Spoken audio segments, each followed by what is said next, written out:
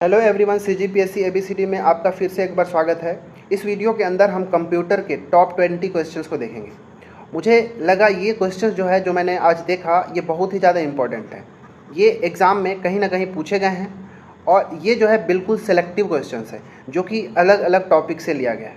ठीक है, आप कोई सा भी एग्ज़ाम दे रहे हो, चाहे सीजी व्यापम का, जैसे हमको पता है सीजी व्यापम के सारे एग्ज़ाम्स में कंप्यूटर के क्वेश्चंस रहते हैं। सीजीपीएससी के अंदर प्री और मेंस में भी कई बार से पूछ दिया जाता है। जो हॉस्टल वार्डन का एग्ज़ाम है, साथ ही साथ जब रेवेन्यू इंस्पेक्टर का आता है, फूड इंस्पेक्टर का आता है, या सीजी व्यापम का कुछ भी एग्ज़ाम होता है, वहाँ पे कंप्यूटर के क्वेश्चंस पूछे जाते हैं।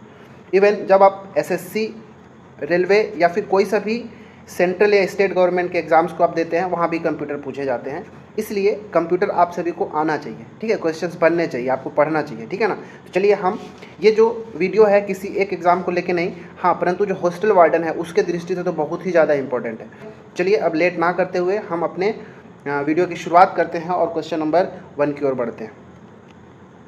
पहला प्रश्न है, निम्नलिखित में से कौन सा आउटपुट डिवाइस नहीं है? ठीक है ना, नहीं है पूछा है, तो इसको ध्यान से देखना है। ठीक है, क्योंकि यहाँ से भी क्वेश्चन हमको एग्जाम में हमेशा देखने को मिलता है। कंप्यूटर स्पीकर, माइक्रोफोन, प्लॉटर या फिर एलसीडी मॉनिटर, ये चारों में ऐसा कौन है जो आउटपुट डिवाइस नहीं है? मतलब आउटपुट डिवाइस नहीं है, मतलब आपसे इनपुट डिवाइस है, ये क्वेश्चन आपसे पूछना चाह रहा है। ठीक है, तो देखिए, जो कंप्यूटर स्पीकर होता है ये एक तरह का आउटपुट डिवाइस है।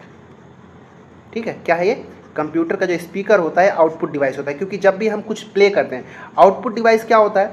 जैसे अगर मतलब कह लीजिए कि आउटपुट डिवाइस कंप्यूटर सिस्टम का एक ऐसा कंपोनेंट होता है जो उपयोग करता होता है उसके लायक उसको बदलने के बाद हमको सुनाता है। ठीक है, क्योंकि कंप्यूटर तो हमेशा क्या करता है, पहले इनपुट आउटपुट को समझने की क्या है, इसके बाद इसका आंसर देते हैं। जैसे ये कंप्यूटर है, कंप्यूटर जो है हमेशा ये बाइनरी डिजिट को समझता है। ठीक है, ये बाइनरी फॉर्म में या डिजिटल फॉर्म में ही समझता है। बाइनरी डिजिट मतलब क्या, 0 और 1 के रूप में समझता है। ठीक है, अब हम जब कुछ भी इसको इन्फॉर्मेशन देते हैं, ठीक है, कुछ भी इन्फॉर्मेशन देते हैं तो हम तो बाइनरी डिजिट के फॉर्म में उसको देते नहीं, हम उसको मशीन लैंग्वेज के रूप में देते हैं। ठीक है, मशीन लैंग्वेज क्या, मशीनी भाषा के रूप में हम देते हैं। हाई लेवल लैंग्वेज भी अब आता है। ठीक है, हाई लेवल लैंग्वेज से हम जब इसको देते हैं तो पहले कंप्यूटर क्या करता है, उन सब को बाइनरी फॉर्म में कन्वर्ट करता है, डिजिटल फॉर्म में कन्वर्ट करता है। अब डिजिटल फॉर्म को तो हम समझेंगे नहीं, तो मतलब जो कुछ भी इन्फॉर्मेशन जिस माध्यम से भी या फिर जिस डिवाइस का उपयोग करके इन्फॉर्मेशन को कंप्यूटर को दिया जाता है, सूचना या फिर इंस्ट्रक्शन दिया जाता है, वो कंप्यूटर का जो उपकरण होता है उसको हम इनपुट डिवाइस कहते हैं। ठीक है, क्योंकि इनपुट डिवाइस के माध्यम से हम इन्फॉर्मेशन कंप्यूटर को दे रहे हैं। अब कंप्यूटर के पास इन्फॉर्मेशन गया, वो उसको एनालाइज किया, एनालाइज करने के बाद उसको रिजल्ट को दिखाना है। ठीक है, तो रिजल्ट दिखाने के लिए एक मॉनिटर की ज़रूरत पड़ेगा, बहुत सारे। तो ऐसा डिवाइस जो उसके आउटपुट को दिखाता हो, ठीक है, या फिर आउटपुट को प्रदर्शित करता हो, उसको हम आउटपुट डिवाइस कहेंगे। और यहाँ से जो आउटपुट होगा, जो रिजल्ट होगा, वो किस फॉर्म में होगा, जिसको यूज़र जो है समझ सके। डिजिटल फॉर्म में नहीं रहेगा, वापस से ऐसा फॉर्म में कन्वर्ट करके देखा जो कि यूज़र फ्रेंडली होगा या फिर जो यूज़र समझ सके। तो जिस डिवाइस का यूज़ करके इन्फॉर्मेशन दिया गया वो इनपुट डिवाइस, और जिससे आउटपुट दिया गया, बाहर निकाला गया, उसको हम आउटपुट डिवाइस कहते हैं। जैसे स्पीकर क्या होता है, हमको साउंड बाहर रिलीज़ करके देता है, तो हमारा स्पीकर क्या हो जाएगा, एक तरह का आउटपुट डिवाइस हो जाएगा। तो हमारा स्पीकर तो इसका आंसर होगा नहीं। माइक्रोफोन क्या होता है, जिससे हम बोलते हैं, बोलने के बाद हम कंप्यूटर को साउंड देते हैं। ठीक है, तो माइक्रोफोन या इसको हम सिंपली माइक कहते हैं, वो क्या है, एक तरह का इनपुट डिवाइस है। जो हमारा ईयरफोन होता है या फिर जो हेडफोन होता है, ठीक है, जो ईयरफोन होता है, इसमें एक्चुअली क्या देखोगे तो इनपुट और आउटपुट दोनों डिवाइस होता है। ठीक है, इनपुट आउटपुट दोनों। तो जो ईयरफोन में जहाँ पे आप अपना मुंह लगा के बोलते हो ना, वो क्या हुआ, वो माइक है उसका। ठीक है, समझ में आ रहा है क्या बोल रहा हूँ, वो उसका माइक है, जिसको माइक्रोफोन भी कहते हैं। और जो कान में हम लगाए रहते हैं, जो कि स्पीकर होता है, वो आउटपुट डिवाइस है। मतलब earphone is combination of input and output device. उसमें दोनों तरह का डिवाइस होता है, बोलने के लिए माइक भी लगा होता है और सुनने के लिए स्पीकर भी लगा होता है, दोनों तरह का। ठीक है, तो जो माइक क्या होता है, माइक एक तरह का इनपुट डिवाइस है, क्योंकि हम उससे साउंड देते हैं। जब हम बोलते हैं तभी वही साउंड जो है दूसरे वाले को, फ़ोन के दूसरे साइड जो है उसको सुनाई देता है, क्योंकि हम माइक से इनपुट दे रहे हैं। तो माइक्रोफोन एक आउटपुट डिवाइस नहीं है, इनपुट डिवाइस है, इसलिए हमारा ऑप्शन नंबर बी सही होगा। प्लॉटर क्या है, प्लॉटर तो हमको पता है, ये एक तरह का आउटपुट डिवाइस है। एलसीडी जो होता है, मॉनिटर हमेशा आउटपुट डिवाइस ही होता है। ठीक है, कुछ और अगर आउटपुट डिवाइस का अगर नाम देखना है तो आप देख सकते हैं। ठीक है। आउटपुट डिवाइस का नाम यहाँ पे हमने देखा, स्पीकर हो गया, प्लॉटर हो गया, मॉनिटर हो गया, एलसीडी मॉनिटर हो गया, साथ ही साथ प्रिंटर देख लीजिए, प्रिंटर हो गया, प्लॉटर हो गया, प्रोजेक्टर हो गया, ठीक है। ये सब के सब क्या है, आउटपुट डिवाइस है। वहीं कुछ इनपुट डिवाइस का अगर हम नाम देखें तो देख लीजिए, जो कीबोर्ड होता है, कीबोर्ड क्या हो गया, एक तरह का इनपुट डिवाइस हो गया। स्कैनर, ठीक है, स्कैनर भी क्या है, एक तरह का इनपुट। देखिए स्कैनर जो है डायरेक्ट इनपुट नहीं देते हैं, एक डायरेक्ट इनपुट डिवाइस नहीं है, ये पहले स्कैन करता है, स्कैन होने के बाद कंप्यूटर को दिया जाता है, ठीक है। स्कैनर हो गया। माइक्रोफोन हमने देख लिया। फिर जो पॉइंटिंग डिवाइस हो गया, माउस वगैरह हो गया। ग्राफिक्स टैबलेट का जो होता है उससे भी दिया जाता है। फिर जॉयस्टिक हो गया। ये सब के सब क्या है, ये इनपुट डिवाइस है। उम्मीद है आपको इनपुट आउटपुट डिवाइस समझ में आया होगा। इसका right answer option number B है, ठीक है। चलिए दूसरा प्रश्न। दूसरा प्रश्न जो है ये कंप्यूटर का बेसिक जो जनरेशन होता है, पीढ़ियाँ होता है, उससे संबंधित है, ठीक है। तो ये इंपॉर्टेंट क्वेश्चन है, क्योंकि हम बहुत एडवांस कंप्यूटर के बारे में पढ़ने लगते हैं और कई बार से बेसिक से हमसे क्वेश्चन पूछ देता है और हमसे बनता नहीं, ठीक है। क्वेश्चन क्या है कि इधर लेफ्ट साइड में हमको एक स्तंभ सूची नंबर 1 दिया है और इधर सूची नंबर 2 दिया है। इन दोनों को हमको सुमेलित करना है, ठीक है। स्तंभ 1 को स्तंभ 2 से सुमेलित करना है और यहाँ पे हमको सुमेलित विकल्प का चयन करना है, ठीक है। इधर में हमको दिया है कि सूची मतलब जो ट्रांजिस्टर है, ट्रांजिस्टर का यूज़ यहाँ पे चौथी पीढ़ी, पाँचवीं पीढ़ी, दूसरी पीढ़ी या फिर पहली पीढ़ी, कौन से पीढ़ी के अंदर ट्रांजिस्टर का यूज़ किया गया था।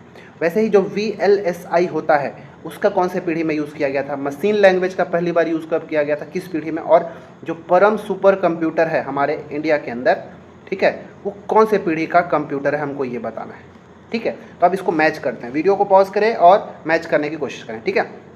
चलिए अब मैं बताता हूँ। ट्रांजिस्टर जो है ये सबसे पहले जो दूसरी पीढ़ी है, दूसरी पीढ़ी के अंदर उपयोग किया गया था, ठीक है, ट्रांजिस्टर का। देखिए इससे संबंधित एक क्वेश्चन और आगे आएगा जिसमें सभी पीढ़ियों में क्या क्या यूज़ किया गया था मैं बताऊंगा, ठीक है। ट्रांजिस्टर का दूसरी पीढ़ी में सबसे पहले प्रयोग किया गया था, ठीक है। इसके बाद आया था very large scale integration. VLSI का फुल फॉर्म याद रखिएगा, एग्जाम में पूछा गया है। वेरी लार्ज स्केल इंटीग्रेशन, ठीक है, पूरा लिख लीजिएगा, integration, very large scale integration.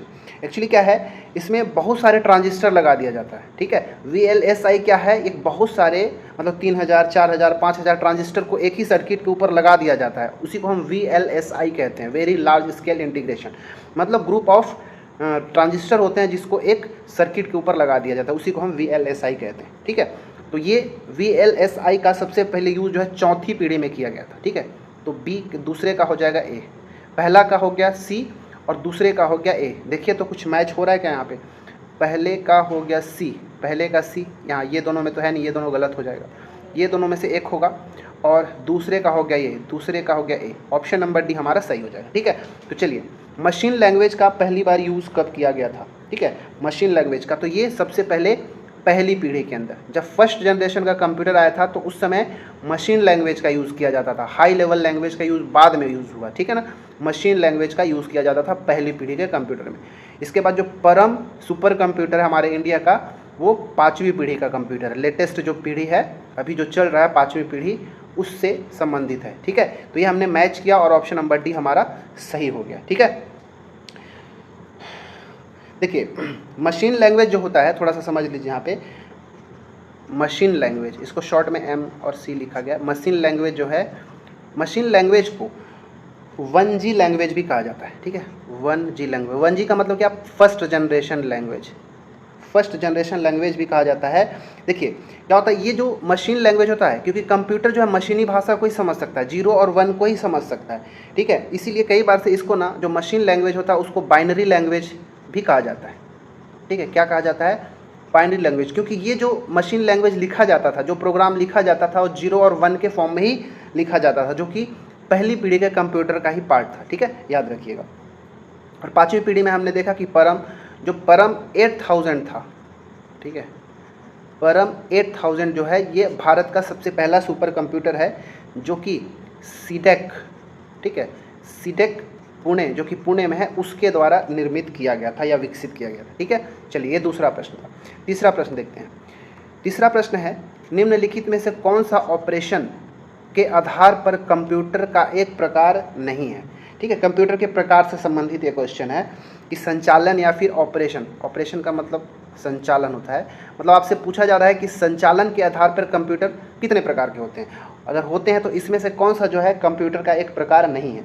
तो याद रखिएगा, डिजिटल कंप्यूटर, हाइब्रिड कंप्यूटर और एनालॉग कंप्यूटर जो है एक कंप्यूटर का प्रकार है, लेकिन रिमोट जो है किसी प्रकार का कंप्यूटर नहीं है।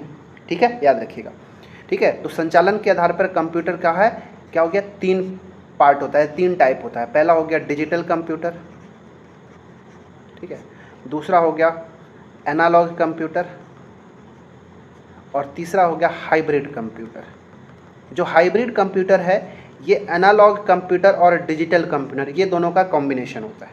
ठीक है, जो एनालॉग कंप्यूटर है ये जनरली जो साइंटिफिक वर्क होते हैं वहाँ पे यूज़ किया जाता है, वैज्ञानिक जो क्षेत्र होता है, ठीक है, वैज्ञानिक के क्षेत्र में वैज्ञानिकों के द्वारा इसका यूज़ किया जाता है।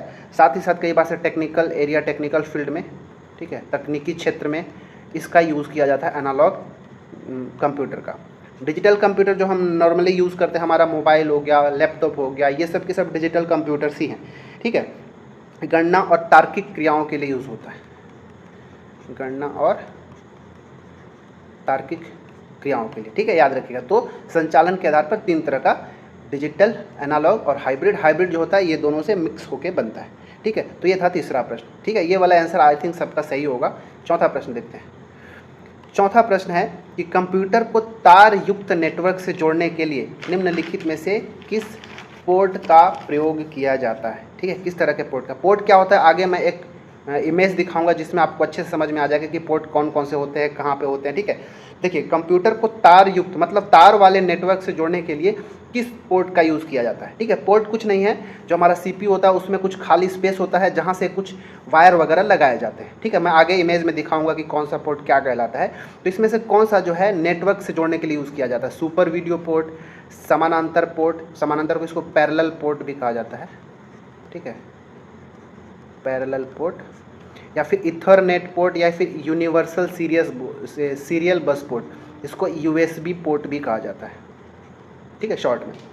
तो इसका सही आंसर क्या होगा, तो इसका जो राइट आंसर है वो option number C, ethernet port जो होता है इसका यूज़ तार युक्त नेटवर्क से जोड़ने के लिए किया जाता है। मतलब एक से ज़्यादा कंप्यूटर को जोड़ के जब हम नेटवर्क तैयार करते हैं तो उस समय इथरनेट पोर्ट का यूज़ किया जाता है, ताकि एक से ज़्यादा कंप्यूटर को जोड़ के हम एक नेटवर्क सिस्टम तैयार कर सकें। ठीक है ना, ये जो तार युक्त नेटवर्क जो होता है या फिर इथरनेट, जैसे मतलब इथरनेट लैन हो गया, मेट्रोपॉलिटन नेटवर्क जो लैन हो गया, मैन हो गया, ये सब से जोड़ने के लिए इथरनेट पोर्ट का यूज़ किया जाता है। या फिर वैन, WAN, वेल मतलब wide area network, local area network और मेट्रोपॉलिटन एरिया नेटवर्क, इन सब से जोड़ने के लिए इथरनेट पोर्ट का यूज़ किया जाता है, याद रखिएगा।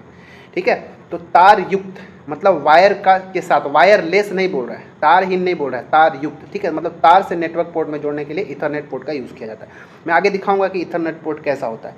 ठीक है, सुपर वीडियो पोर्ट क्या होता है, तो एक ऐसा उपकरण के बीच में मध्यम गुणवत्ता वाला एनालॉग वीडियो सिग्नल प्रसारित किया जाता है। इसका यूज़ किस लिए किया जाता है, एनालॉग वीडियो के प्रसारण के लिए यूज़ किया जाता है, मतलब ये वीडियो से संबंधित है, वीडियो पोर्ट कहलाता है। समानांतर जो पैरेलल पोर्ट होता है उससे देख लीजिएगा कि एक ऐसा इंटरफेस है, मतलब एक ऐसा बिंदु होता है जहाँ पे पर्सनल कंप्यूटर जो होते हैं, जैसे हमारा जो पीसी वगैरह हो गया, उसके साथ प्रिंटर, ठीक है, प्रिंटर के साथ साथ कोई और भी जो पेरिफेरल डिवाइसेस होते हैं केबल के साथ जोड़ा जाता है। ठीक है, वो हमारा क्या होता है, समानांतर पोर्ट। एक से ज़्यादा मतलब जो केबल का बंडल है, एक्चुअली आप कह लीजिए। ठीक है, केबल का एक तरह का एक क्या बंडल है, बहुत सारे केबल का एक समूह होता है जहाँ पे समानांतर मतलब पैरेलली सबको जोड़ा जाता है। ठीक है, इसीलिए इसको हम समानांतर पोर्ट कहते हैं या पैरेलल पोर्ट कहते हैं। ठीक है, इसमें डाटा का संचारण करने के लिए या फिर ट्रांसमिशन करने के लिए इसका यूज़ किया जाता है। ठीक है, प्रिंटर हो गया, जो कीबोर्ड हो गया, मतलब प्रिंटर, स्कैनर, ये सबको समानांतर पोर्ट से जोड़ा जाता है।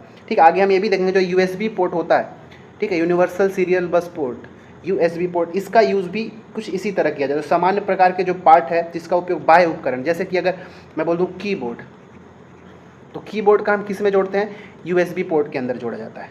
माउस हो गया, इसका भी हम यूएसबी पोर्ट के साथ जोड़ते हैं। प्रिंटर का भी हम इसमें जोड़ते हैं। स्कैनर हो गया, फिर एक्सटर्नल स्टोरेज डिवाइस जैसे पेन ड्राइव वगैरह होता है ना, पेन ड्राइव हो गया, इन सबको हम किस में जोड़ते हैं, यूएसबी सीरियल बस पोर्ट या यूएसबी पोर्ट से ही जोड़ा जाता है। ठीक है, याद रखिएगा। तो इसका आंसर मतलब नेटवर्क से जोड़ने के लिए जब तार युक्त नेटवर्क का हम यूज़ करेंगे जोड़ने के लिए तो ईथरनेट पोर्ट का यूज़ किया जाता है, इसलिए ऑप्शन नंबर सी सही होगा। ठीक है, पाँचवा प्रश्न है कि कंप्यूटर की तीसरी पीढ़ी में खाली स्थान का प्रयोग किया जाता था। VLSI तकनीक, ट्रांजिस्टर, निर्वात ट्यूब या फिर एकीकृत सर्किट। एकीकृत सर्किट का मतलब निर्वात ट्यूब को वैक्यूम ट्यूब कहा जाता है। ठीक है, वैक्यूम ट्यूब। ट्रांजिस्टर तो ठीक है, VLSI भी ठीक है, वेरी लार्ज स्केल इंटीग्रेशन पहले हम देखा। और इंटीग्रेटेड सर्किट, एकीकृत सर्किट, इंटीग्रेटेड सर्किट, जो IC भी शॉर्टकट में कहते हैं, जो IC चिप होता है ना, वो क्या है, यही है, एकीकृत सर्किट है। तो किसका यूज़ किया गया था तीसरी पीढ़ी के कंप्यूटर में?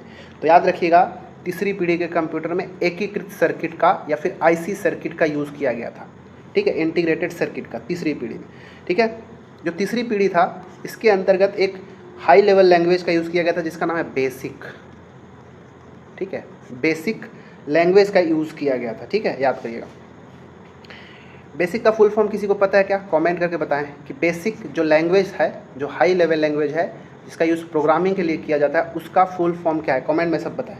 ठीक है, VLSI का तो हम देख ही लिए कि इसमें लगभग 300-400 एक से मतलब बहुत सारे ट्रांजिस्टर का एक समूह होता है। ठीक है, एक छोटी सी चिप में लगा दिया जाता है जिसकी जो स्टोरेज जो है, मतलब ऐसा कह सकते हैं कि जो जब शुरुआत हुआ था, ठीक है, जब शुरुआत में तो सेकेंड जनरेशन में ट्रांजिस्टर का यूज़ किया गया था, इसके बाद VLSI आया था। VLSI हम आगे देखेंगे कि कौन से जनरेशन में क्या आया था। तो बहुत सारे ट्रांजिस्टरों का एक ग्रुप को एक सर्किट में जोड़ दिया गया। ठीक है, जिसकी जो ट्रांजिस्टर की जो क्षमता थी वो बढ़ गई। ठीक है, उसी को हम VLSI कह दिया गया। ठीक है, तो इसका आंसर जो है इस क्वेश्चन का क्या है? एकीकृत सर्किट या फिर इंटीग्रेटेड सर्किट। ठीक है, छठवां प्रश्न। हाँ, यहाँ पे थोड़ा सा देख लेते हैं कि कौन से कंप्यूटर में या फिर कौन से पीढ़ी के कंप्यूटर में क्या यूज़ किया गया था। ठीक है, चलिए देखिए, सबसे पहले पहली पीढ़ी का कंप्यूटर कब से कब? तो 1946 से 54 तक था। तो इसमें निर्वात ट्यूब का यूज़ किया गया था, वैक्यूम ट्यूब का। ठीक है, वैक्यूम ट्यूब का यूज़ किया गया था पहली जनरेशन में, याद रखिएगा। दूसरी पीढ़ी का जब कंप्यूटर आया 1955 से लेकर 64 तक, और दूसरे पीढ़ी में ही ट्रांजिस्टर का यूज़ किया गया।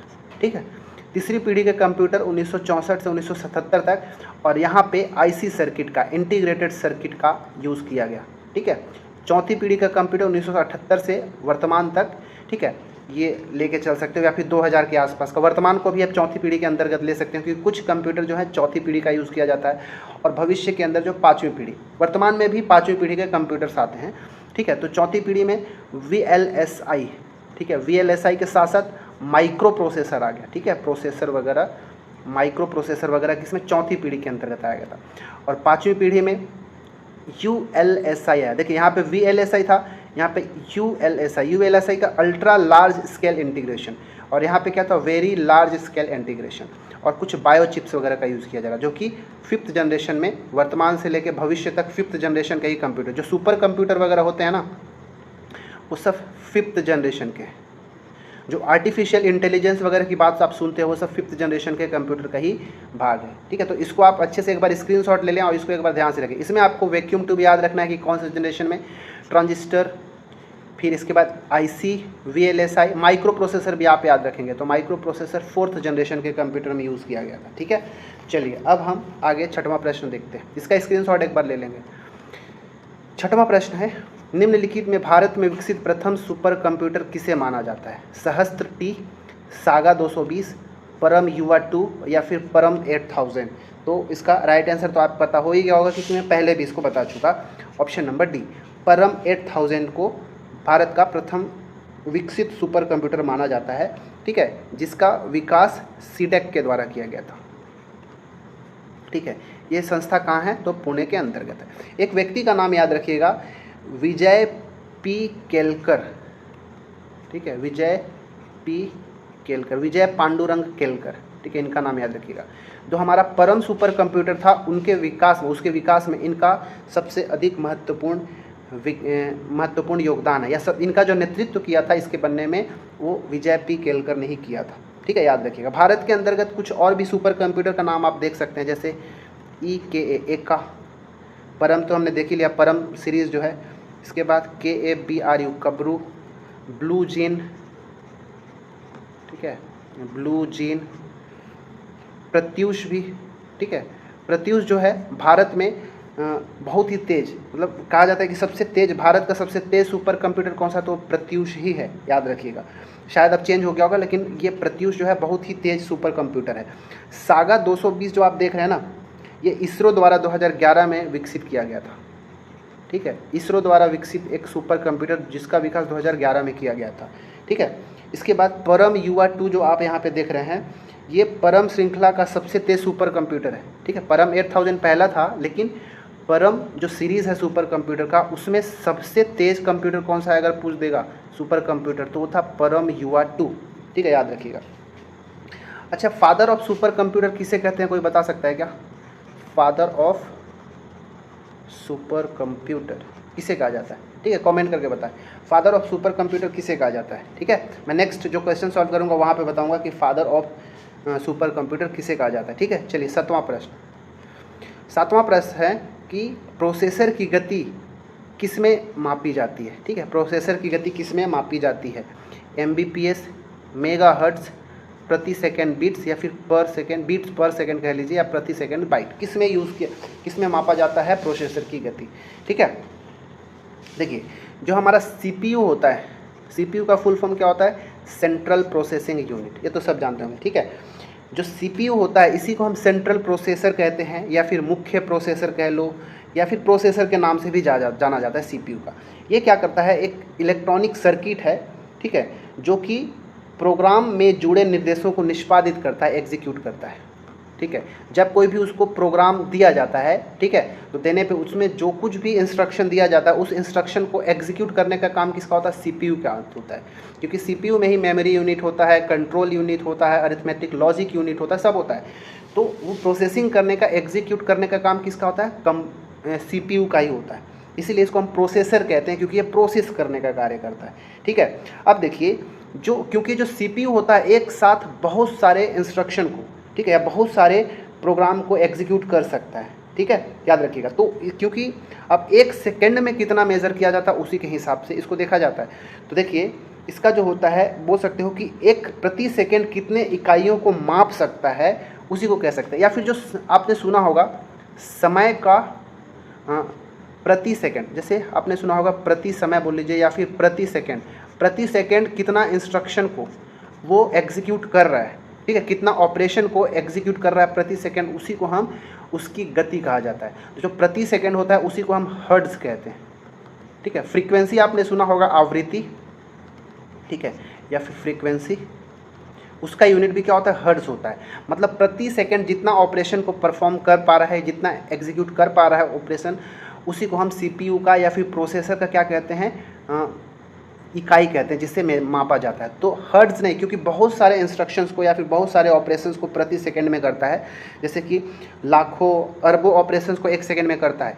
इसलिए केवल हम हर्ट्ज में इसका इकाई को नहीं माप सकते, या तो हम इसका मेगाहर्ट्ज में मेज़र कर सकते हैं, ठीक है, या फिर हम इसको गीगाहर्ट्ज में मेज़र कर सकते हैं। ठीक है, तो ये हर्ट्ज ही क्या है? प्रोसेसर की इकाई होता है। तो यहाँ पे हर्ट्ज वाला तो बस एक ही दिख रहा है, मेगाहर्ट्ज। ठीक है, तो मेगाहर्ट्ज जो होता है प्रोसेसर की गति मापने का एक इकाई होता है। ठीक है, मतलब मेगाहर्ट्ज क्या हो गया? मतलब प्रोसेसर की गति क्या, कि प्रति सेकंड जितने ऑपरेशन को वो एग्जीक्यूट करता है, परफॉर्म करता है, उसी को हम उसका इकाई कहते हैं, जिसको हम मेगाहर्ट्ज या फिर गीगाहर्ट्ज के नाम से जान रहे हैं। ठीक है, मेगाहर्ट्ज से बड़ा यूनिट होता है गीगाहर्ट्ज, मेगाहर्ट्ज इससे छोटा है। ठीक है, याद रखिएगा। तो इसका आंसर क्या हो गया? ऑप्शन नंबर बी इसका सही हो गया। ठीक है, याद रखिएगा। CPU का, अच्छा पीछे मैंने क्वेश्चन पूछा था कि फादर ऑफ सुपर कंप्यूटर किसे कहा जाता है, तो याद रखिएगा सिमोर क्रे। ठीक है, CRAY, सिमोर क्रे, या फिर सेमूर भी पढ़ा जाता है, सेमूर क्रे, इनको फादर ऑफ सुपर कंप्यूटर कहा जाता है। अगर इंडिया में पूछ देगा तो आप विजय P केलकर लिख सकते हैं। चलिए अब हम 8वें प्रश्न की ओर बढ़ते हैं। 8वां प्रश्न है कि 1 पेटाबाइट, 1 PB बराबर 1024 वाट, मतलब 1024 क्या, कितने 1024 को? 1024 जेटाबाइट, 1024 एक्साबाइट, 1024 टेराबाइट, या फिर 1024 मेगाबाइट, किसको 1 पेटाबाइट कहा जाता है? ठीक है, ये अच्छा क्वेश्चन है, इंपॉर्टेंट क्वेश्चन है। ठीक है, तो चलिए मैं यहाँ कुछ एक बेसिक चीज़ आपको बता रहा हूँ, उसको आप समझिएगा। सबसे पहले बिट होता है। सबसे छोटा यूनिट क्या होता है? अगर कंप्यूटर मेमोरी की सबसे छोटी यूनिट क्या होती है? बिट होता है। बिट का फुल फॉर्म क्या होता है आपको पता है क्या? यह है बाइनरी डिजिट, ठीक है, बाइनरी डिजिट। बाइनरी में ये BI और लास्ट डिजिट का T, ये दोनों को मिला के बिट बनता है। बिट जो है कंप्यूटर मेमोरी की सबसे छोटी इकाई होता है, याद रखिएगा। अब आगे बढ़ते हैं। इसके बाद ये बिट हो गया। अब जो है अगर मैं बोलूँ 4 बिट, 4 बिट्स को मिला के एक निब्बल बनता है, ठीक है, निब्बल। 4 बिट को मिला के क्या बनता है? एक निब्बल बनता है। अच्छा, अब 8 बिट्स को मिला के क्या बनता है? जब 8 बिट्स को आप एक साथ देखेंगे तो 8 बिट बराबर होता है 1 बाइट, ठीक है। और अब देखिएगा 1024 बाइट बराबर होता है 1 किलो बाइट। किलो के मतलब किलो और बी मतलब बाइट, किलो बाइट है, ठीक है, याद रखिएगा। 1024, देखिए 1024 जो है लगभग 1000 के आसपास होता है और 1000 को ही किलो कहा जाता है, ठीक है, इसलिए 1024 बाइट बराबर 1 किलो बाइट हो गया। इसके बाद 1024 किलो बाइट बराबर क्या होगा? तो इसी को हम कहते हैं 1 मेगाबाइट, ठीक है, मेगाबाइट मतलब MB, ठीक है, याद रखिएगा। 1024 KB को 1 MB कहा जाता है। इसके आगे बढ़ते हैं। अगर अब 1024 MB है, 1024 MB, इसको हम कहते हैं 1 GB, ठीक है, 1 GB, GB मतलब गीगाबाइट, GIGA और ये वाला बाइट। मेगा मतलब MEGA और बाइट का स्पेलिंग जानते हैं, किलो तो जानते हैं, ठीक है। 1024 MB का होता है 1 GB। अच्छा, अब 1024 GB को हम क्या बोलेंगे? 1024 GB है, उसको हम क्या कहेंगे? तो इसको कहते हैं 1 TB। TB का मतलब होगा टेराबाइट, ठीक है, टेराबाइट। 1024 GB बराबर होता है 1 टेराबाइट होता है। अब आगे यहाँ पे देखिएगा 1024 TB, तो 1024 TB होता है 1024 टेराबाइट, इसी को ही 1 पेटाबाइट कहा जाता है, मतलब PB, ठीक है, याद रखिएगा। मतलब यहाँ पे क्या होगा? 1024 TB होगा, टेराबाइट, ठीक है। ऑप्शन नंबर C हमारा राइट हो जाएगा, ठीक है। 1 पेटाबाइट बराबर 1024 टेराबाइट TB के बराबर होता है। अच्छा, अब मैं बोल दूँ कि 1024 पेटाबाइट, ठीक है, पेटा होता है PETA, ठीक है, याद है, PETA। 1024 पेटाबाइट बराबर हम उसको क्या कहेंगे? तो इसको कहते हैं 1 EB। EB का मतलब हो गया एक्साबाइट, EXABYT, एक्साबाइट। तो ऐसे ही बहुत सारा और आगे तक जाता है। इस सीक्वेंस को आपको याद रखना है। कई बार से तो मैं देखा हूँ ये आपको इंक्रीजिंग डिक्रीजिंग ऑर्डर में दे देगा कि सबसे छोटे से बड़ा यूनिट में लिखते जाओ, KB MB TB ये सब लिख देगा और पूछ देगा, या फिर बड़ा से छोटा अरेंज करो, वहाँ से आपसे पूछ देता है, ठीक है, याद रखिएगा। तो यहाँ पे ये सब तो याद रखना है। सबसे छोटी इकाई मेमोरी की, कंप्यूटर मेमोरी की सबसे छोटी इकाई क्या हो गया? बिट हो गया, ठीक है, सबसे छोटी इकाई। अच्छा, अगर आपसे पूछ दे कि कंप्यूटर की सबसे बड़ी इकाई क्या होता है, तो याद रखिएगा जियोप बाइट, ठीक है, जियोप बाइट। ये जो होता है कंप्यूटर मेमोरी की सबसे बड़ी यूनिट, जियोप बाइट। ये दोनों चीज़ को आपको याद रखना है, सबसे छोटी यूनिट बिट और सबसे बड़ा जियोप बाइट, ठीक है। चलिए अब हम 9वां प्रश्न पढ़ते हैं। 9वां प्रश्न, निम्नलिखित में से कौन सा एक सर्च इंजन नहीं है? ठीक है, निम्नलिखित में से कौन सा एक सर्च इंजन नहीं है? बिंग, आस्क, याहू या फिर सफारी, कौन सा नहीं है? ठीक है, हमको ये बताना कौन सा एक सर्च इंजन नहीं है, बिंग, आस्क, याहू या फिर सफारी। तो इसका राइट आंसर क्या है? वीडियो को पॉज करें और इसका आंसर देने की कोशिश करें, ठीक है। तो इसका जो सही आंसर है option number D, safari. Safari एक सर्च इंजन नहीं है, ये एक वेब ब्राउज़र है, ठीक है। सफारी क्या है? एक तरह का वेब ब्राउज़र है, एक ऐसा वेब ब्राउज़ है जो iOS के लिए है, iOS। ये iOS क्या जानते हैं? तो जो एप्पल फ़ोन, जो एप्पल होता है, एप्पल का ऑपरेटिंग सिस्टम, एप्पल फ़ोन का ऑपरेटिंग सिस्टम है जो कि केवल एप्पल फ़ोन के लिए ही है। तो इस iOS के लिए एक वेब ब्राउज़र है जिसका नाम क्या है? सफारी, ठीक है। इस सफारी वेब ब्राउज़र के लिए एक सर्च इंजन है, याद रखिएगा, एक सर्च इंजन, ठीक है। मतलब ऐसा कह लीजिए कि जो सफारी वेब ब्राउज़र है उसके लिए एक डिफ़ॉल्ट सर्च इंजन का कार्य कौन करता है? ठीक है, उसका नाम है वेब किट, ठीक है। क्या नाम है? Web kit. वेब किट क्या है? एक सर्च इंजन है जो कि सफारी के अंदर में है, ठीक है। सफारी जो वेब ब्राउज़र है इसके लिए एक डिफ़ॉल्ट सर्च इंजन कौन सा है? Web kit. तो वेब किट एक सर्च इंजन है, परंतु जो सफारी है वो क्या है? एक वेब ब्राउज़र है, ठीक है। देखिए यहाँ पे बाकी जो यहाँ पे बिंग देख रहे हैं, BING, ask.com, आस्क भी आपने देखा होगा, और याहू, ये सब के सब तीनों के तीनों क्या है? ये तीनों के तीनों सर्च इंजन है, ठीक है। ये तीनों के तीनों क्या है?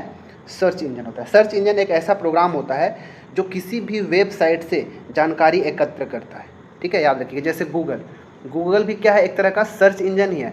लेकिन अगर मैं पूछ दूँ गूगल क्रोम क्या है, ठीक है, गूगल क्रोम क्या है? तो गूगल क्रोम एक वेब ब्राउज़र है, ठीक है। क्या है? एक वेब ब्राउज़र है। लेकिन गूगल क्या है? एक सर्च इंजन है, ठीक है। तो बिंग, आस्क, याहू, गूगल, ये सब के सब सर्च इंजन है। लेकिन ये सफारी क्या है? एक तरह का वेब ब्राउज़र है। गूगल क्रोम भी क्या है? वेब ब्राउज़र है। ओपेरा मिनी क्या है? तो ओपेरा मिनी जो होता है वो भी एक तरह का वेब ब्राउज़र ही है। तो ये मैं सर्च इंजन और वेब ब्राउज़र का एक ऑलरेडी वीडियो बना चुका हूँ, आप वहाँ से जाके अच्छे से देख सकते हैं कि सर्च इंजन किसको कहते हैं, वेब ब्राउज़र किसको कहते हैं, दोनों में अंतर क्या है, ये सब आपको वहाँ से देखने को मिल जाएगा। जो यहाँ पे याहू दिख रहा है ना, याहू, इसका खोज किसने किया था? एग्ज़ाम में कई बार से पूछ देता है, तो याद रखिएगा, जेरी यांग, ठीक है, और डेविड फिलो। जेरी यांग और डेविड फिलो, ये दोनों ने क्या किया था? याहू का खोज किया था, ठीक है। वहीं जो ये ask.com है, आस्क वाला, इसका खोज डेविड, लिख गया एक बार, नॉलेज के लिए पता होना चाहिए, डेविड वॉर्थन और गैरेट ग्रूएनर, इन दोनों ने क्या किया था? आस्क का खोज किया था। वहीं अगर बिंग पूछा जाएगा तो बिंग क्या है? माइक्रोसॉफ्ट का एक सर्च इंजन है, ठीक है। माइक्रोसॉफ्ट का क्या है? एक सर्च इंजन है। कौन? बिंग, ठीक है। तो ये था 9वें प्रश्न का आंसर। चलिए 10वां प्रश्न। 10वां प्रश्न है, निम्नलिखित में से कौन सा एक ओपन सोर्स ऑपरेटिंग सिस्टम नहीं है, ठीक है। इसमें से चारों में से पूछा कि कौन ओपन सोर्स ऑपरेटिंग सिस्टम नहीं है? विंडोज़, उबंटू, एंड्रॉयड या लिनक्स, कौन सा? तो इसका जो सही आंसर है ऑप्शन नंबर ए, विंडोज़ जो होता है, जैसे विंडोज 7, विंडो 8, 10, ये जो होता है ये ओपन सोर्स ऑपरेटिंग सिस्टम नहीं है। मतलब कहने का, ये जो विंडोज़ है ये फ्री में अवेलेबल नहीं है, ठीक है। इसका जो कोड है, प्रोग्रामिंग का कोड है, इसको यूज़ फ्री में नहीं किया जा सकता, ठीक है। कई बार से क्या होता है, आपने देखा होगा कि जो विंडोज़ आपका ऑपरेटिंग सिस्टम होता है कुछ समय के बाद एक्सपायर हो जाता है, ठीक है। विंडो क्या होता है? एक्सपायर हो जाता है, हमारा जेन्युइन नहीं रह पाता, तो उसको हमको फिर से क्या करना पड़ता है? रिन्यू कराना पड़ता है, उसके लिए पिन वगैरह डालना पड़ता है, ठीक है। इसीलिए विंडोज़ जो है क्या हुआ, ये ओपन सोर्स ऑपरेटिंग सिस्टम नहीं है, क्योंकि ये फ्रीली अवेलेबल नहीं होता। इसका जो कोड है सबके लिए फ्री में यूज़ करने के लिए अवेलेबल नहीं होता, इसलिए क्या है? एक ओपन सोर्स ऑपरेटिंग सिस्टम नहीं है। परंतु जो उबंटू, एंड्रॉयड और लिनक्स ऐसे ऑपरेटिंग सिस्टम है, इसका कोड जो होता है सभी यूज़र के लिए अवेलेबल होता है, इसको फ्री में सब अवेलेबल करते हैं। जैसे आपका एंड्रॉयड फ़ोन है, ये फ्री में अवेलेबल है। इसका जो ऑपरेटिंग सिस्टम है आपका एंड्रॉयड फ़ोन का, उसके लिए पैसा नहीं लग रहा है, बल्कि फ्री में आपको हमेशा उसका अपडेट भी देखने को मिल जाता है। तो ये उबंटू, एंड्रॉयड और लिनक्स, ये सब जो है ओपन सोर्स ऑपरेटिंग सिस्टम है, ठीक है, ओपन सोर्स ऑपरेटिंग सिस्टम है। परंतु विंडोज़ जो है ओपन सोर्स ऑपरेटिंग सिस्टम नहीं है, ठीक है। हमारा 11वां प्रश्न है कि GUI पर आधारित ऑपरेटिंग सिस्टम में ग्राफिकल यूज़र इंटरफेस, आपने सुना होगा GUI, ठीक है। इस GUI का फुल फॉर्म होता है ग्राफिकल यूज़र इंटरफेस। एग्जाम में एक बार पूछा जा चुका है कि GUI का फुल फॉर्म क्या होता है? ग्राफिकल यूज़र इंटरफेस, ये GUI का फुल फॉर्म होता है, याद रखना, ठीक है।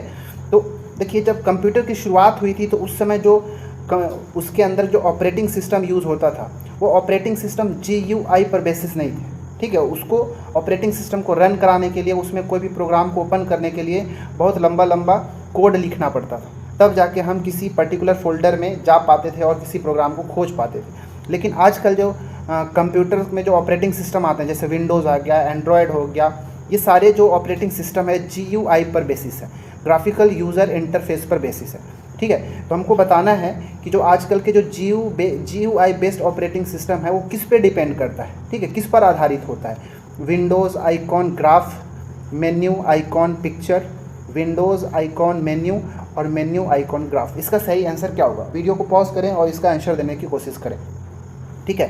तो देखिए, GUI का फुल फॉर्म हमने देखा कि ग्राफिकल यूज़र इंटरफेस होता है। एक्चुअली जब भी आप पीसी खोलेंगे तो जब आप डेस्कटॉप पे जाएंगे या फिर कहीं भी देखेंगे तो आपको छोटे छोटे ऐसे बॉक्स दिखाई देंगे, ठीक है, इस टाइप का। ये क्या है, वो जो फोल्डर आपको दिखाई देता है वही क्या होता है, आइकॉन होता है, ठीक है। तो पहले क्या होता था, ऐसा कुछ आइकॉन वगैरह नहीं होता था पुराने जो ऑपरेटिंग सिस्टम में जो होते थे। उसके लिए डायरेक्ट बस रन कमांड में जाते थे और कोड लिखते थे, इसके बाद किसी पर्टिकुलर फोल्डर में जाते थे। परंतु आजकल क्या होता है, हमारे पास जो पॉइंटिंग डिवाइस होते हैं, जैसे माउस हो गया, कीबोर्ड हो गया, इन सब का यूज़ करके हम इस फोल्डर पे जाके क्लिक करते हैं ना, तो हमारा जो प्रोग्राम होता है हम वहाँ पे पहुँच जाते हैं और उसको आसानी से यूज़ कर पा रहे होते हैं। तो ये सब GUI के बेसिस पर ही था, ठीक है। तो आजकल का जो GUI बेसिस जो ऑपरेटिंग सिस्टम है वो विंडोज़ आइकॉन और मेन्यू पर आधारित होते हैं, ठीक है, याद रखिएगा, विंडोज़ आइकॉन और मेन्यू पर आधारित होते हैं आजकल का। तो इसका राइट आंसर जो होगा option number C, windows icon और मेन्यू, ठीक है। उम्मीद है आपको समझ में आएगा। GUI का फुल फॉर्म याद रखिएगा,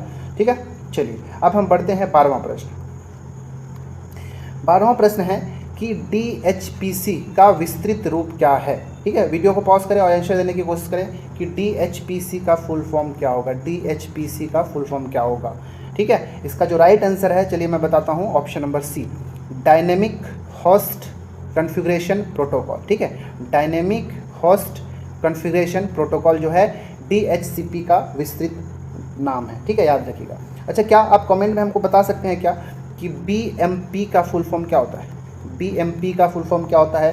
अच्छा, PDF का फुल फॉर्म क्या होता है, कौन कौन जाता है, इसको कमेंट में बताएं कि BMP और PDF का फुल फॉर्म क्या होता है। क्योंकि चलिए यहाँ पे क्वेश्चन फुल फॉर्म से संबंधित एक आ गया, तो मैं कुछ इंपॉर्टेंट फाइल एक्सटेंशन का नाम आपके लिए बताता हूँ जो कि एग्ज़ाम में पूछे जा चुके हैं, ठीक है। फाइल एक्सटेंशन, देखिए जैसे कि आपने देखा होगा .apk, ठीक है, एक क्या है, एक तरह का फाइल एक्सटेंशन है। तो .apk का फुल फॉर्म क्या होता है, तो AP का फुल फॉर्म होता है एंड्रॉयड पैकेज फाइल, ठीक है, याद रखिएगा, एंड्रॉयड पैकेज फाइल, ये APK का फुल फॉर्म होता है, ठीक है ना। PK जो है पैकेज के लिए है, तो एंड्रॉयड पैकेज फाइल जो है APK का फुल फॉर्म होता है। .gif का फुल फॉर्म पता है क्या, GIF, तो GIF का फुल होता है ग्राफिकल इंटरचेंज फॉर्मेट, ठीक है, ग्राफिकल इंटरचेंज फॉर्मेट, ये सबको लिख लीजिएगा, ये एग्जाम में पूछे जा गए हैं कभी न कभी। PNG का फुल फॉर्म जानते हैं क्या, PNG, ये सब फोटोज होते हैं ना, उन सबको सेव करने के लिए उसका फाइल एक्सटेंशन जो होता है .png। इसके लिए और भी होता है, जैसे JPG भी होता है। तो PNG का फुल फॉर्म होता है portable network graphics, portable network graphics, ये PNG का फुल फॉर्म है, ठीक है। JPG भी आपने कई बार से देखा होगा। एक्चुअली जो JPG होता है इसका फुल फॉर्म JPEG होता है, जिसका फुल फॉर्म होता है ज्वाइंट फोटोग्राफिक, ठीक है, ज्वाइंट फोटोग्राफिक एक्सपर्ट ग्रुप, ठीक है, एक्सपर्ट ग्रुप, ये फुल फॉर्म होता है, शॉर्ट में हम JPG भी कहते हैं, ठीक है। तो ठीक है, BMP का फुल फॉर्म किसी का पता चला क्या, देखते हैं कमेंट में कौन कौन करता है। फिर भी मैं बताता हूँ, BMP का फुल फॉर्म होता है बीट मैप, ठीक है, BMP का फुल फॉर्म बीट मैप होता है। और PDF का फुल फॉर्म क्या होता है, तो ये भी चलिए मैं बताता हूँ, ये पोर्टेबल डॉक्यूमेंट, ठीक है, पोर्टेबल डॉक्यूमेंट, और F से होता है फॉर्मेट। उम्मीद है ये सारा आपको पता होगा, अगर नहीं पता होगा तो ये सब नोट डाउन करें, क्योंकि बहुत ही कॉमन है और एग्जाम में पूछने के चांसेस बहुत ज़्यादा बने रहते हैं, ठीक है। चलिए क्वेश्चन नंबर 13 देखते हैं अब। 13वां प्रश्न है कि कंप्यूटर के संदर्भ में WORM का पूर्ण रूप क्या है। फुल फॉर्म से संबंधित एक और प्रश्न आ गया, WORM का पूर्ण रूप क्या होता है बताइए। वीडियो को पॉज करें और आंसर देने की कोशिश करें, ABCD चारों में से कौन सा सही है, ठीक है।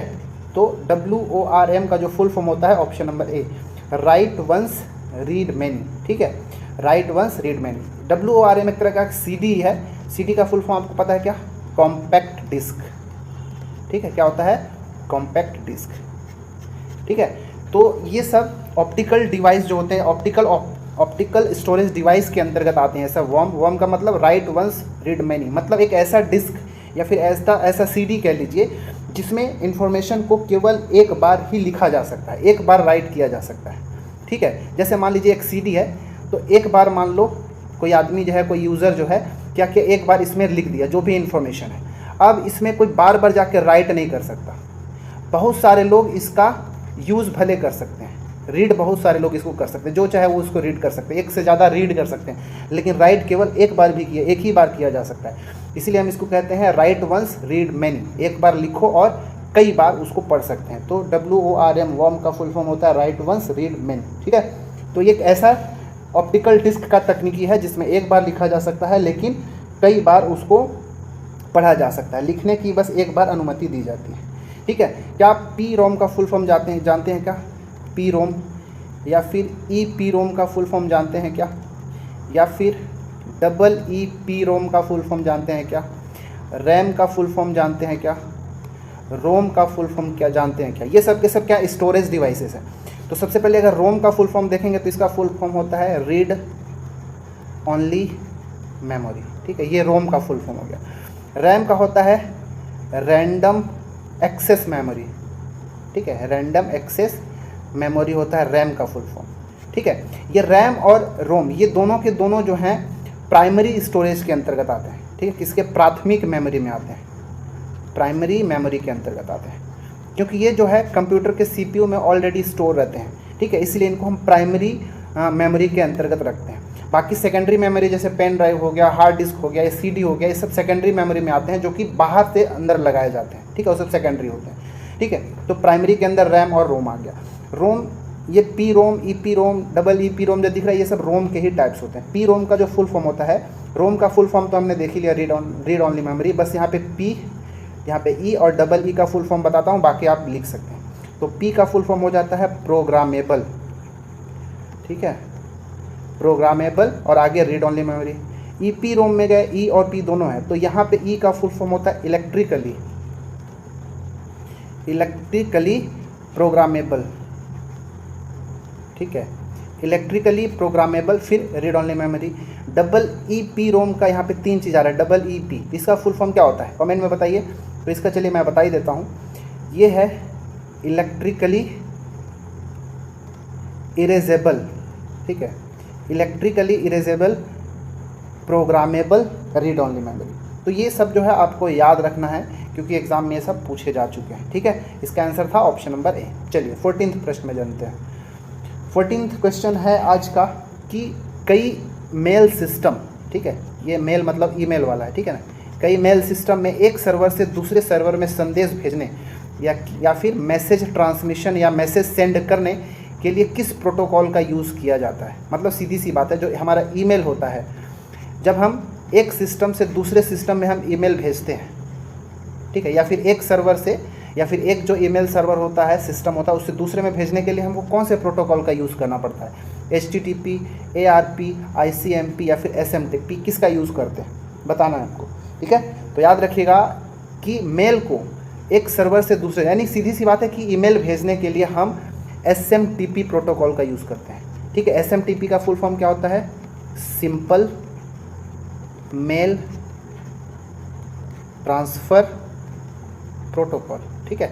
तो ये होगा मेल भेजने के लिए, सिंपल मेल ट्रांसफ़र प्रोटोकॉल जो है ईमेल भेजने के लिए यूज़ किया जाता है, एक से दूसरे जगह सेंड करने के लिए यूज़ किया जाता है। लेकिन एग्ज़ाम में पूछा जाता है कि ईमेल को रिसीव करने के लिए या प्राप्त करने के लिए कौन सा प्रोटोकॉल का यूज़ करते हैं। तो ये सेंड करने के लिए तो SMTP का यूज़ करते हैं, परंतु ईमेल या फिर मैसेज को प्राप्त करने के लिए हम 2 का यूज़ करते हैं। एक होता है IMAP, ठीक है, IMAP, और दूसरा जो होता है याद रखिएगा POP3, ठीक है। ये दोनों जो प्रोटोकॉल है इसका हम यूज़ करते हैं। तो जो POP का फुल फॉर्म तो मैं पहले ही बता चुका हूँ, इसका होता है पोस्ट ऑफिस प्रोटोकॉल, ठीक है, पोस्ट ऑफिस प्रोटोकॉल 3 मतलब वर्जन नंबर 3, ठीक है। तो याद रखिएगा कि IMAP और POP3 ये दोनों के दोनों जो प्रोटोकॉल है ईमेल को प्राप्त करने के लिए, रिसीव करने के लिए होता है, जबकि SMTP जो होता है ईमेल भेजने के लिए यूज़ किया जाता है। HTTP का फुल फॉर्म तो आप जानते ही हैं, hyper text transfer protocol, hyper text transfer protocol, ठीक है, ये होता है HTTP का फुल फॉर्म। तो हाइपर मीडिया जो डॉक्यूमेंट्स होते हैं उसको प्रसारित करने के लिए HTTP का यूज़ किया जाता है, याद रखिएगा, hyper text transfer protocol.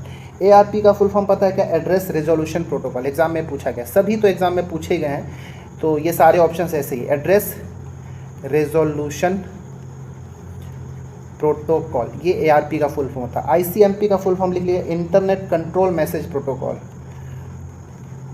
Internet control message, और P से हो गया प्रोटोकॉल। ठीक है, तो ये सब, ये जितना भी यहाँ पे मैंने अभी प्रोटोकॉल का नाम बताया, ये सब के सब जो है वेरी वेरी इंपॉर्टेंट है। ठीक है, इसका फुल फॉर्म आपसे पूछा जा सकता है।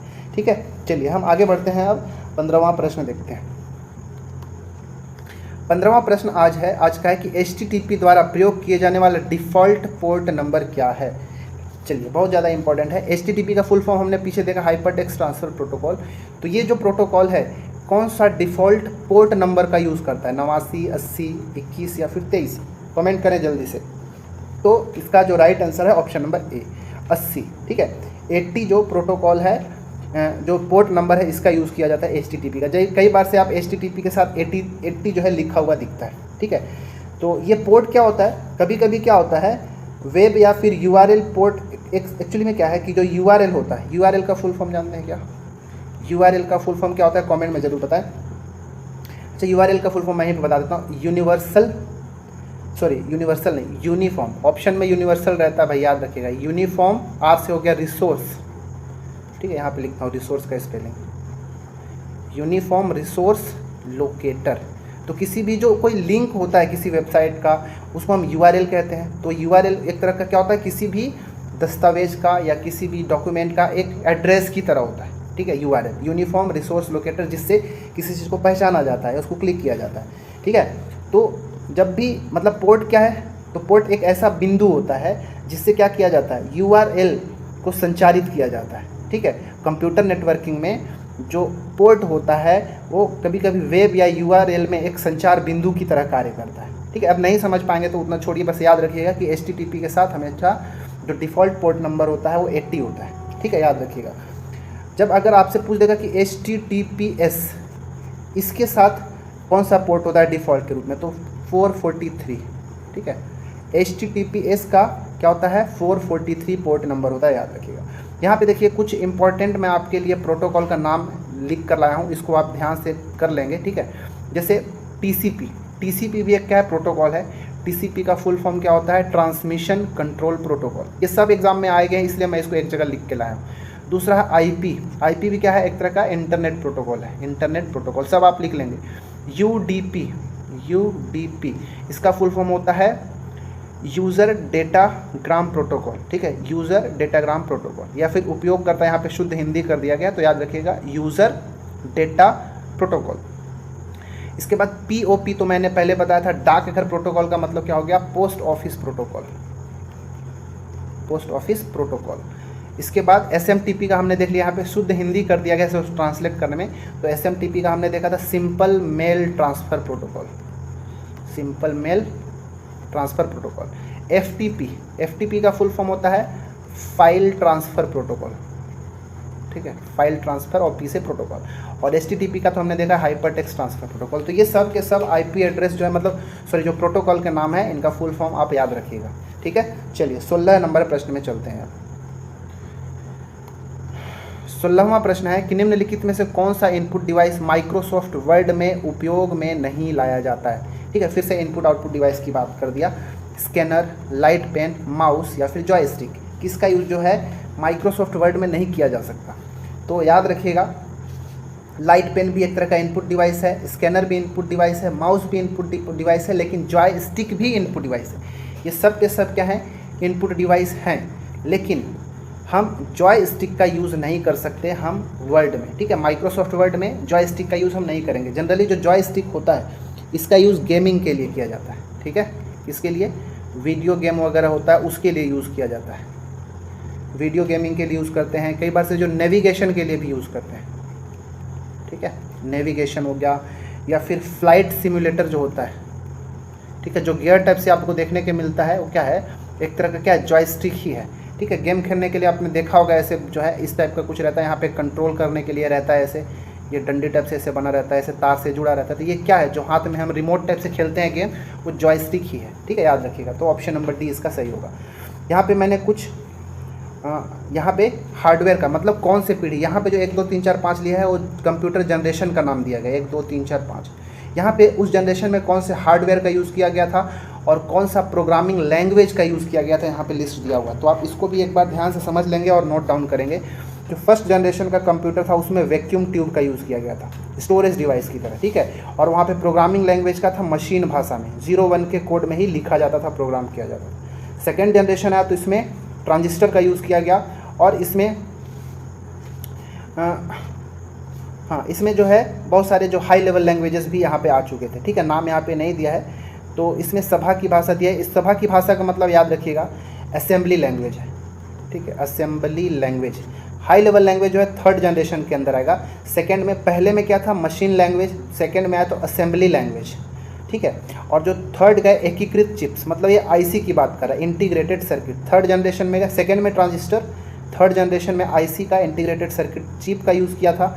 और इसमें जो लैंग्वेज हाई लेवल लैंग्वेज जैसे कि फोर्ट्रान हो गया, एल्गोल हो गया, कोबोल हो गया, C++ हो गया, सी हो गया, इन सभी हाई लेवल लैंग्वेजेस का, हाई लेवल लैंग्वेज को HLL शॉर्ट में लिखा जाता है, इन सारे लैंग्वेज का यूज़ किया जाने लगा थर्ड जनरेशन से। फोर्थ जनरेशन में गए तो बहुत बड़े पैमाने पे जो सर्किट का जैसे VLSI very large scale integration वगैरह का यूज़ किया जाने लगा, ठीक है। तो इसमें भी हाई लेवल लैंग्वेज जैसे क्वेरी भाषा में तो SQL, यूनिक्स हो गया, ओरेकल हो गया, इन सारे लैंग्वेजेस का भी यूज़ किया जाने लगा। और पांचवा जो जनरेशन है अल्ट्रा लार्ज स्केल ULSI, ठीक है, ultra large scale integration. Fourth में VLSI था, वेरी लार्ज स्केल इंटीग्रेशन। और यहाँ पे आर्टिफिशियल इंटेलिजेंस AI वगैरह आ गया, जो सुपर कंप्यूटर हो गए, ये सारे में क्या है अब आर्टिफिशियल इंटेलिजेंस की यहाँ पे ज़रूरत पड़ती है, ठीक है। तो ये सब को आपको अच्छे से नोट डाउन करना है कि कौन सा जनरेशन में कौन से हार्डवेयर का और कौन सा प्रोग्रामिंग लैंग्वेज का यूज़ किया गया, ठीक है। 17th क्वेश्चन की ओर अब हम बढ़ते हैं। 17th क्वेश्चन है कि MS ऑफिस, फोटोशॉप और एनीमैजिक किसका उदाहरण है? Device driver, application software, system software या फिर ऑपरेटिंग सिस्टम, किसका उदाहरण है? MS ऑफिस, फोटोशॉप और एनीमैजिक, किसका एग्जाम्पल है हमको बताना है, ठीक है। तो इसका जो राइट आंसर है option number C, system software का एग्जाम्पल है, ठीक है। जो सॉफ्टवेयर है जनरली दो तरह का होता है, एक होता है एप्लीकेशन सॉफ्टवेयर और दूसरा होता है सिस्टम सॉफ्टवेयर, ठीक है, याद रखिएगा। सिस्टम सॉफ्टवेयर होता है जो हमारे कंप्यूटर को चलाने के लिए आवश्यक होता है, जैसे जो ऑपरेटिंग सिस्टम होता है क्या एक तरह का हमारा क्या है सिस्टम सॉफ्टवेयर है। लेकिन एप्लीकेशन सॉफ्टवेयर क्या है? जो हमारी ज़रूरत के हिसाब से हमारी सुविधाएं के लिए जो एप्लीकेशन या सॉफ्टवेयर का यूज़ किया जाता है, जैसे MS ऑफिस, ठीक है, MS ऑफिस हो गया, फोटोशॉप हो गया, ये सब क्या है हमारे ज़रूरत के हिसाब से, हमारे नेसेसिटी के अकॉर्डिंग है। एनीमैजिक हो गया जो एनिमेशन वगैरह के लिए यूज़ करते हैं, ये सब क्या एप्लीकेशन सॉफ्टवेयर के अंतर्गत आते हैं, ठीक है। और जो ऑपरेटिंग सिस्टम वगैरह होता है ये सब सिस्टम सॉफ्टवेयर के अंतर्गत आते हैं, ठीक है। जैसे MS ऑफिस क्या है, एक तरह ये कह सकते हो कि बहुत सारे सॉफ्टवेयर का एक बंडल है। इसी सॉफ्टवेयर के अंदर आपको MS वर्ड मिलेगा, MS एक्सेल मिलेगा, PowerPoint, MS Outlook, MS Access, ये सारा चीज़ जो है इसके अंदर मिलेगा। तो ये एप्लीकेशन सॉफ्टवेयर के अंतर्गत आता है, ठीक है। और ऑपरेटिंग सिस्टम क्या है? एक तरह का सिस्टम सॉफ्टवेयर है। ये ऑपरेटिंग सिस्टम जो है ये इंटरफेस की तरह काम करता है, किसके किसके बीच में? तो जैसे यूज़र जो कंप्यूटर को यूज़ कर रहा होता है वो, और एक हो गया हमारा कंप्यूटर खुद, इन दोनों के बीच में इंटरफेस का कार्य कौन करता है? वो करता है ऑपरेटिंग सिस्टम। अगर ऑपरेटिंग सिस्टम नहीं होगा तो हम अपने कंप्यूटर का यूज़ ही नहीं कर पाएंगे, ठीक है। तो इन दोनों के बीच में इंटरफेस का कार्य कौन करता है? Operating system. मतलब operating system is a interface between the user and the computer, याद रखिएगा। जो ऑपरेटिंग सिस्टम होता है, ठीक है, वो इसका क्या कार्य होता है ऑपरेटिंग सिस्टम का? तो याद रखिएगा फाइल मैनेजमेंट, ठीक है, फाइल का प्रबंधन करना, मेमोरी मैनेजमेंट कि कौन सा मेमोरी में क्या लोकेट किया जाएगा, ये सब के सब कार्य होता है। मैनेजमेंट का जो कार्य होता है किसका? ऑपरेटिंग सिस्टम का। फाइल मैनेजमेंट, मेमोरी मैनेजमेंट और उसका हैंडलिंग हो गया। फिर इनपुट आउटपुट जो सिस्टम होता है उसको करना, उसको कंट्रोल करना। फिर जो हमारा पेरिफेरल डिवाइसेस होते हैं जैसे डिवाइस ड्राइवर हो गया, प्रिंटर हो गया, ये सब को मैनेज कौन करता है? ऑपरेटिंग सिस्टम मैनेज करता है, ठीक है। तो ऑपरेटिंग सिस्टम हमारे कंप्यूटर को चलाने के लिए एक ज़रूरत होता है, इसके बिना हमारा कंप्यूटर चल नहीं पाएगा। परंतु जो एप्लीकेशन सॉफ्टवेयर है इसके बिना भी हम अपने कंप्यूटर का यूज़ कर सकते हैं, लेकिन जो एप्लीकेशन सॉफ्टवेयर होता है हमारे यूज़ के लिए होता है, हमारे ज़रूरत के लिए बनाया जाता है, ठीक है। चलिए 18वां प्रश्न देखते हैं आज का।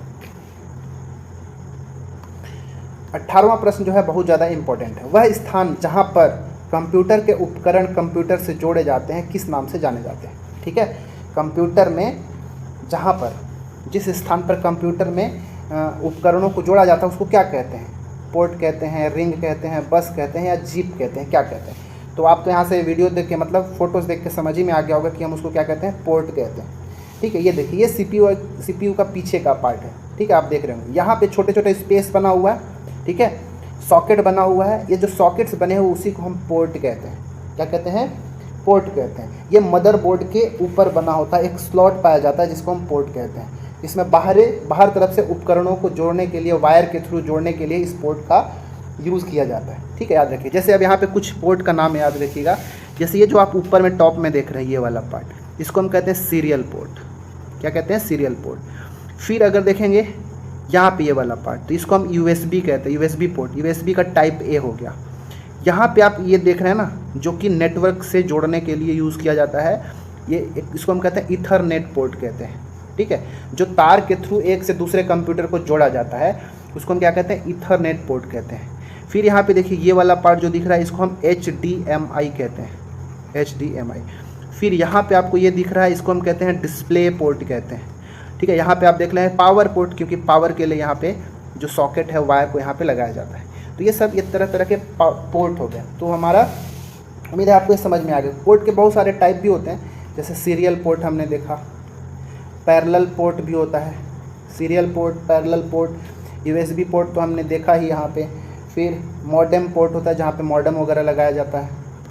फायर वायर पोर्ट हो गया, गेम पोर्ट हो गया गेमिंग के लिए। ठीक है, ये सब जो है पोर्ट के टाइप होते हैं। उम्मीद है समझ में आया होगा। रिंग क्या होता है और बस क्या होता है इसको हम नेक्स्ट स्लाइड में बताता हूँ। जीप क्या होता है वो देखिएगा। ये देख रहे हैं, ये जो आपको ऐसा सिंबल दिख रहा है ये जीप का है। ठीक है, क्या होता है कि कई बार से हमारा कोई फाइल जो है वो बहुत लार्ज साइज़ का होता है, तो उसको हम कंप्रेस करके एक छोटे से फॉर्म में उसको स्टोर करके रखते हैं, जिसको हम बोलते हैं जिप फाइल।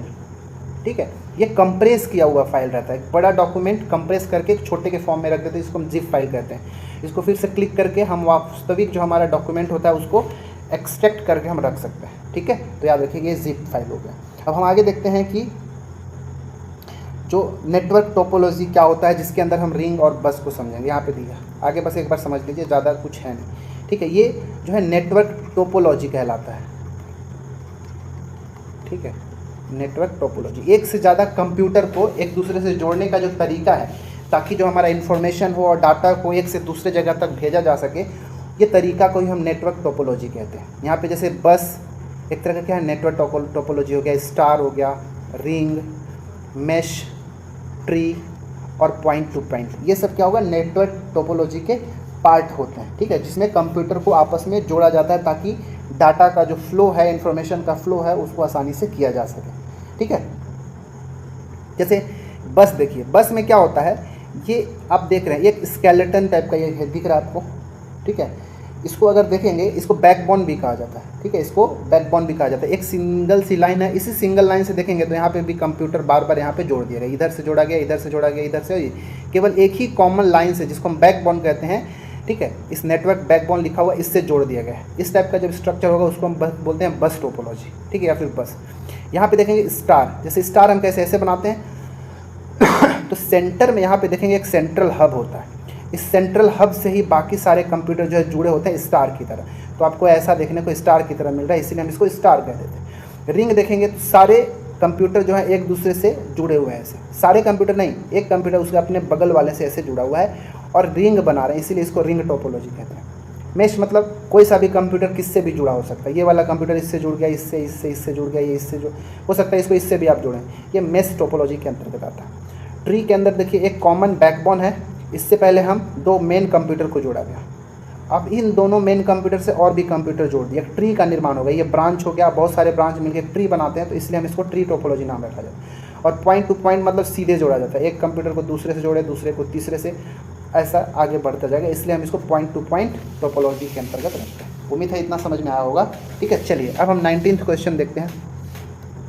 19वां प्रश्न है कि फ्लैश ड्राइव को और किस नाम से जाना जाता है? माइक्रो प्रोसेसर, रैम, रोम या फिर पेन ड्राइव, किसके नाम से और जाना जाता है?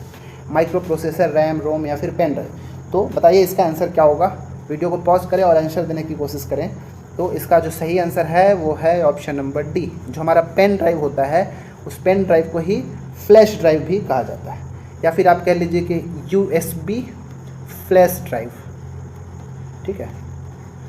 USB फ्लैश ड्राइव जो है इसी को क्या कहा जाता है, पेन ड्राइव भी कहा जाता है। ठीक है, यह क्या है, एक तरह का सेकेंडरी स्टोरेज डिवाइस है। ठीक है, सेकेंडरी यूएस, जैसे हमारा जब CPU होगा तो यहाँ पे एक पोर्ट USB पोर्ट होता है, इसी में हम अपना पेन ड्राइव को क्या करते हैं, लगा देते हैं। ठीक है, तो ये USB से लगाया जाता है, इसलिए USB फ्लैश ड्राइव के नाम से भी जाना जाता है, क्योंकि ये कंप्यूटर के अंदर नहीं होता, बाहर से इसको हम यूज़ कर रहे होते हैं, इसीलिए हम इसको एक्सटर्नल स्टोरेज डिवाइस भी कह लीजिए या फिर सेकेंडरी स्टोरेज डिवाइस, द्वितीयक मेमोरी कहा जाता है। ठीक है, याद रखिएगा।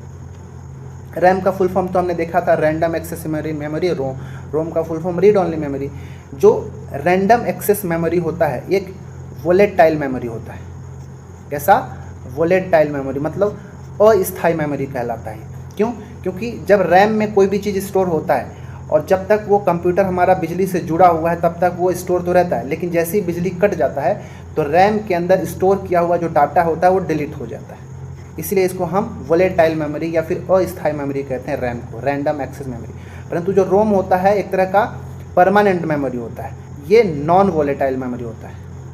ठीक है, नॉन वोलेटाइल मेमोरी। क्यों, क्योंकि लाइट गोल होने के बावजूद भी या फिर पावर ऑफ होने के बावजूद भी इसमें स्टोर डाटा जो है स्टोर रहता है इसमें, इसीलिए हम इसको नॉन वोलेटाइल मेमोरी कहते हैं। रैम और रोम दोनों जो हैं प्राइमरी मेमोरी होते हैं।